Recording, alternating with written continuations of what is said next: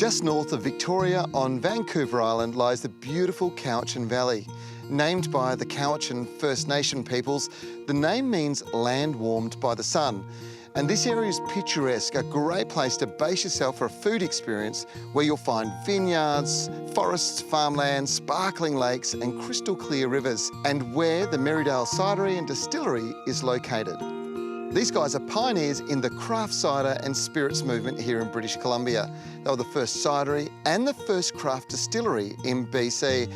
Janet and Rick Doherty are the owners and operators here, and what becomes evident very quickly is this is a group of people fixated on perfection. So Janet, this is where it all begins, the apple orchard, right? This is it, right Beginning here. of great cider? Beginning of great cider, we like to think so. So tell me about your cider and why it's so successful here in British Columbia. Everybody loves it. Well, thank you. I think it's because of our passion. Every single person that's involved in Merridale really is passionate about what they're doing, from the picking to the pressing, to the fermenting, till it gets into your glass. Cowichan has these super long growing season because it's got a ton of sunshine hours, more than other spots actually in British Columbia, and that is exactly what the cider apple loves. Never before has it been more important to people to know what's gone into producing their food, where it's come from. This is a big issue for you guys, right? It's a major issue for us, and it always has been from the day we started. It's very, very important to us that what we put into this land and how we take care of our apples makes a difference in the flavor of what we're creating, but it also makes a difference in the legacy that we're carrying on for future generations.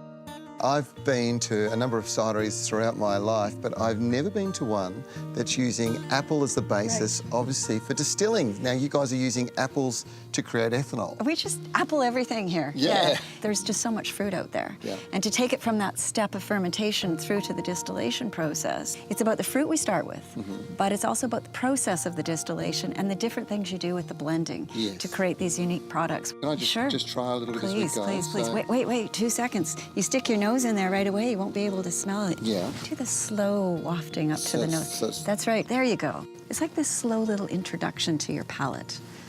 There's a hint of that apple.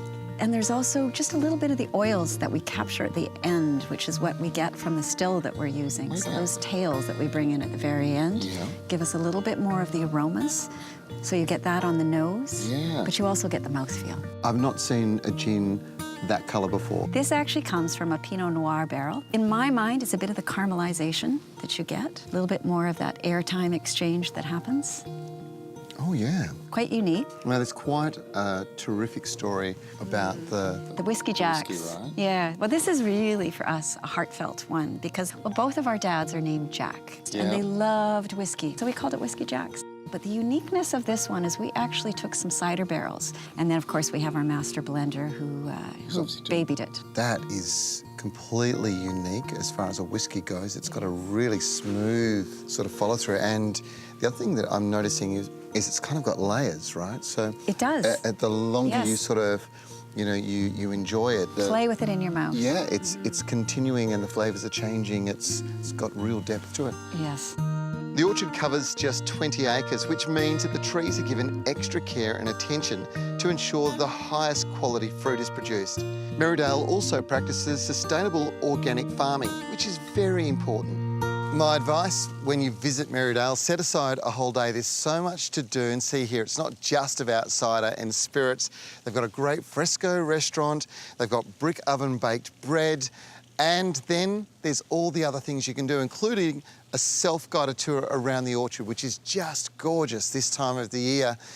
Best of all, we're located just around the corner from Cowichan Bay, which means you've got all those other food experiences in this beautiful part of Vancouver Island.